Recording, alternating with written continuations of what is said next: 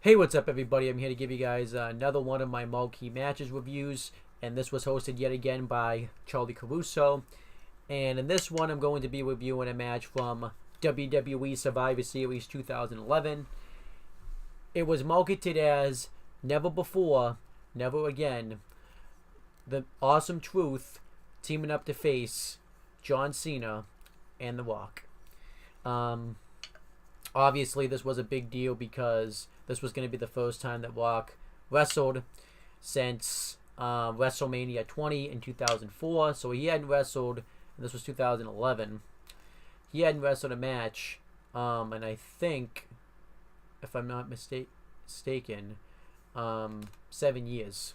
This was his first match back in WWE. It was pretty surreal. I think a lot of people never would have thought that The Rock would have ever wrestled again, because of his Hollywood career. And now we're kind of back in that boat again, and I'll get into that. Obviously, The Rock came back to WWE as the host of WrestleMania 27. He came back, I believe, in February. I think it was like February 24th, 2011, but don't quote me on that. I know it was February. And he called out John Cena. Claimed that John Cena was nothing more than a Fruity Pebbles ripoff and just completely ripped into John Cena. And that started the feud between John Cena and The Rock. Obviously going into WrestleMania 27, they would consistently rip on each other. Eventually it led to John Cena laying out The Rock with the AA just on the go-home edition before WrestleMania 27.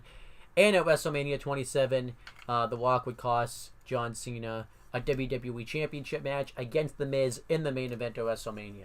Notice how I didn't mention The Miz. That's because The Miz kind of was very forgotten about in the equation. They kind of utilized WrestleMania 27 to build up, John Cena versus The Rock at WrestleMania 28. And the match was made official the next night. John Cena laid out the challenge, and the match was made. WrestleMania 28, once in a lifetime, John Cena versus The Rock. Now, obviously, it was very unheard of that the WWE would build up a match that long. So they needed to find stuff to do for John Cena because obviously they knew that the end goal was going to be John Cena versus The Rock at WrestleMania 28. So he would be in feud for the WWE Championship. He would have, 5-star matches at Money in the Bank for the title. And this eventually led to, meanwhile, The Miz and R-Truth. John Cena obviously would take the WWE Championship from The Miz eventually at Extreme Rules. They blew off their feud temporarily at Over the Limit in an I Quit match. And then John Cena, R-Truth recently had just turned heel. I think it was the week before the draft, because he had talked about how life was a conspiracy against him. He talked about how he fought for years to get a WWE title match just for it to get taken away from him. So, they had a match at Capital Punishment where John Cena would defeat R-Truth to retain his WWE Championship, and then they kind of went and did their own separate things. But meanwhile, The Miz and R-Truth formed a tag team. The Miz and R-Truth thought that WWE was holding them back, had the WWE machine was having a conspiracy against them because they, were fired from they were, constantly held back from spots on Raw. The Miz was going from having pick a fight with a guy from Subway after main event in WrestleMania. R-Truth had been there for years and was never given opportunities at the WWE Championship. So eventually it led to them getting a WWE Tag Team title match where they were just so over-aggressive, hitting the referees, and were disqualified, and eventually were fired from the WWE, and it led to them invading, the main event of the Hell in a Cell pay-per-view, where they will be hired, and they had beaten, all the top tag teams on Raw, and at Vengeance 2011, Awesome Truth cost John Cena a WWE Championship match, so it led to them having a handicap match the next night on Raw, where the match just spilled into chaos. So John Cena was given the choice to select a tag team partner to face Awesome Truth at Survivor Series. And obviously, John Cena picked The Rock, which obviously was a very weird decision considering the fact that there was no way they were going to be able to work together, because of their differences and beat Awesome Truth. And Awesome Truth alluded to that, so they would kind of play into that. And then you had the Go Home edition of Monday Night Raw with John Cena and The Rock were just consistently, not seeing eye to eye, and the Awesome Truth would kind of take advantage of that. And it kind of led to this match. This match really was just kind of there to to sell tickets for Survivor Series, sell the pay-per-view buy-rates, because this was still 3 years before the WWE Network, so they needed to, sell pay-per-view buys. And yeah, that was kind of what it was there for that aspect. It was pretty cool though to see The Rock back. I think this gave The Rock a chance to dust off some wind rust he had, and it was a nice way for him to do that. So yeah, that's kind of what this match also was there for. But we had the match, and we had Booker T, Michael Cole, and Jerry the King Lawler on commentary for this match. And I can't lie, the match, I think, is definitely has that big fight feel to it with the star power in the match. You had The Rock, who obviously was one of the biggest movie stars in the world, and he was coming back for his return to the WWE, and he had been a huge star in the Attitude Era.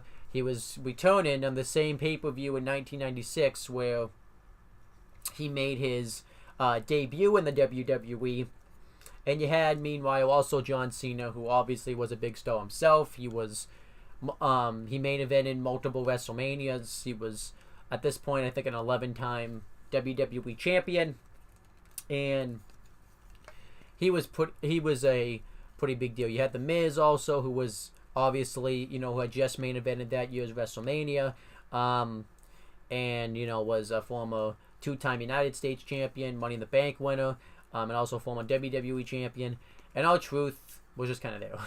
I mean, he was in the main events as well, but the match was more sold for the star power than anything else.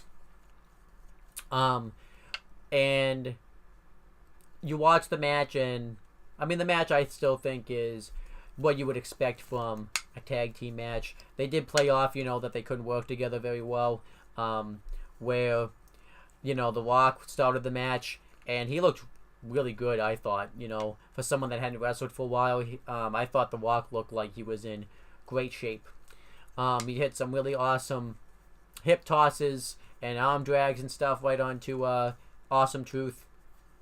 And there was one point where he had a fisherman suplex on R-Truth, and he nearly had him beat, but Cena was distracting the referee. So, he was sent away. That was like right in the beginning of the match. It really wasn't believable that The Rock would have R-Truth beat with a fisherman suplex of all things. But, that's that. And, it led to John Cena getting tagged in, and John Cena did his 5 moves of doom, and he did the 5-knuckle shuffle, and usually he does the "you can't see me" to set it up, but of course he does it right in The Rock's face, and he goes for the AA, but then he gets cut off, and eventually he gets the heat by Awesome Truth, and they get the heat on him for a while. They really work over John Cena. They hit double suplex on him, the scissors kick, the DDT, pretty much every move that you could think of in the book. Eventually, John Cena hits an AA on R-Truth, and throughout the whole thing, they were telling the story that The Rock could have gotten in the win to save John Cena, but chose not to. But yeah, Cena was unable to make the tag. R-Truth ended up taking out The Rock. He drops him ribs first on the barricade, and eventually Cena gets hit with a double flapjack. Eventually he hits a double suplex on Awesome Truth, and he gets the hot tag on The Rock, and The Rock really starts going off on everybody.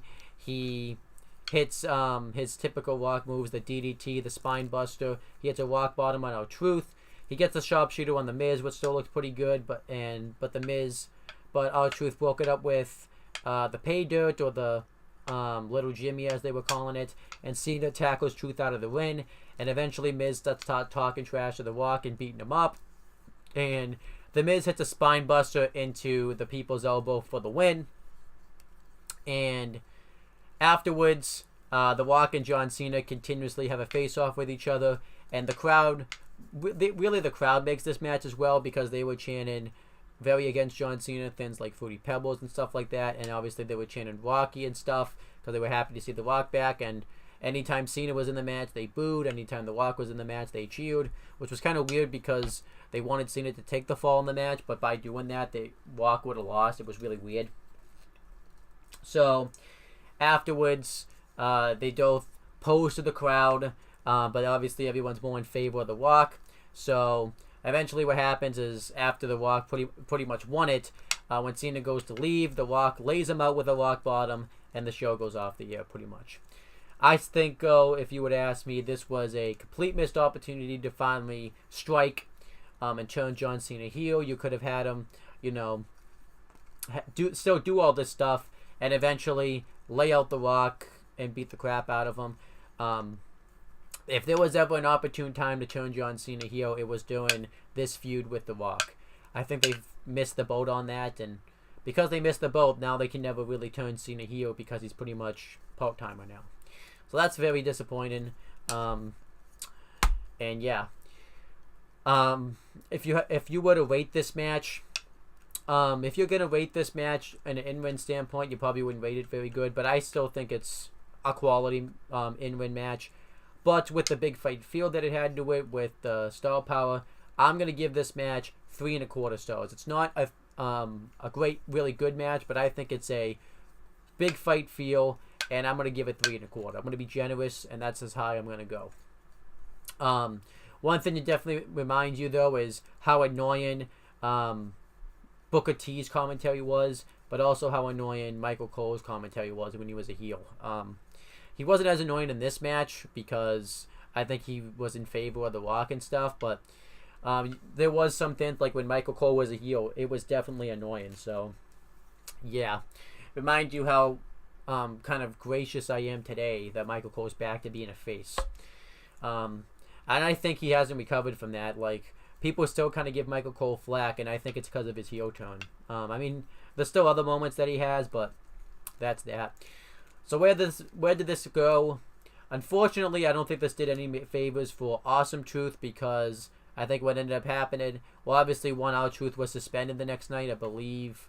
I forget exactly what he was suspended for, but I know he was suspended the next night, so they kind of had to break him up as a tag team by having The Miz lay him out with the Skull Crushing finale. And obviously, they would have a little feud going into the Royal Rumble that year. And R-Truth kind of pretty much went back to where he is now. Back to a face, and he's pretty much in the same spot that he was in back then. He's had he had one tag team title reign, but that's pretty much it.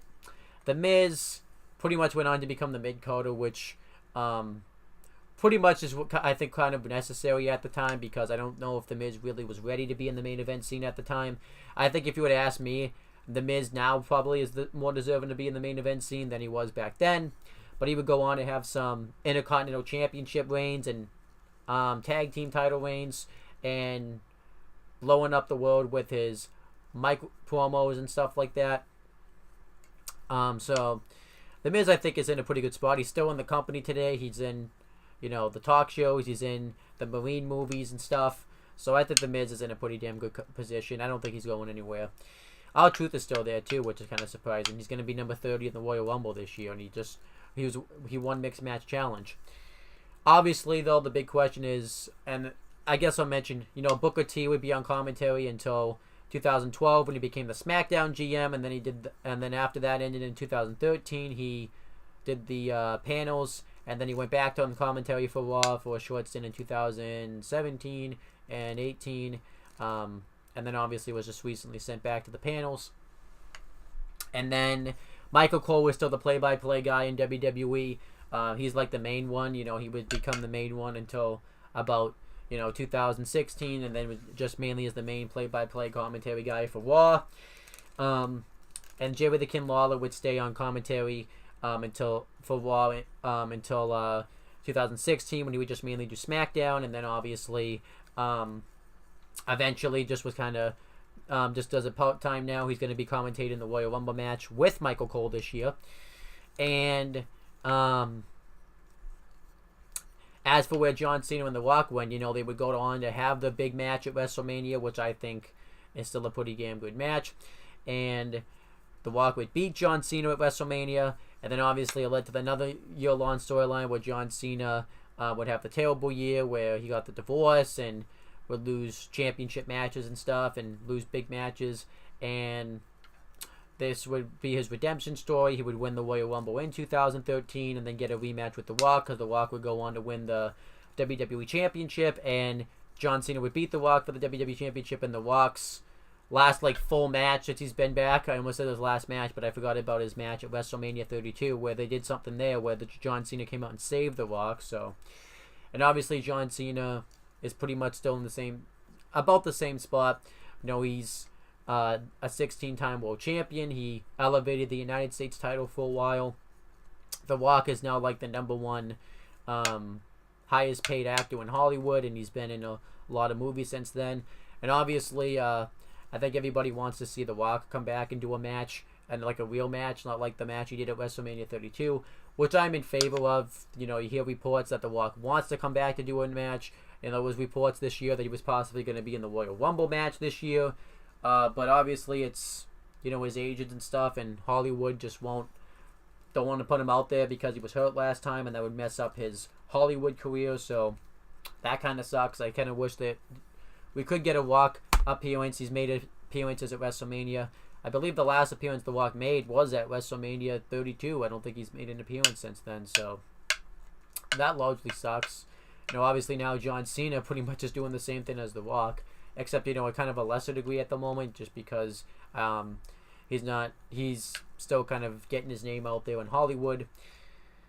But yeah, that's pretty much it. And as where Charlie Caruso still is, she's pretty much in the same spot, except now she works for both WWE and ESPN. So that's pretty much the end of this video. I hope you guys enjoyed it. Thank you guys for watching. Please make sure you guys like, comment, and share this video so people will watch it. Make sure you guys subscribe to this channel for more content and click on the bell so that way every time I upload a video, you guys will get the notifications for it. Make sure you guys do the same thing for my CM Brothers and all the Talking 80 YouTube channels. And that's pretty much it, guys. Talk to you later.